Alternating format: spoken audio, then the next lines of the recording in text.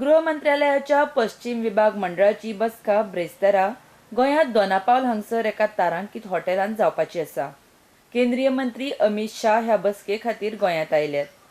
मुखेलमंत्री डॉ प्रमोद सावंत आनी हेर मंत्री आमदारांनी शाह हांकां दाबोळे विमानतळार येवकार दिलो। गृह मंत्रालयाच्या पश्चिम विभाग मंडळांत गोंय, महाराष्ट्र, गुजरात, दमन आनी दीव, दादरा नगर हवेली हांचो आस्पाव आसा। ह्यान पयलीं मुंबय आनी गुजरातांत ह्यो बसका जाल्ल्यो आसा। ह्या फावट ही बसका गोंयांत जाता।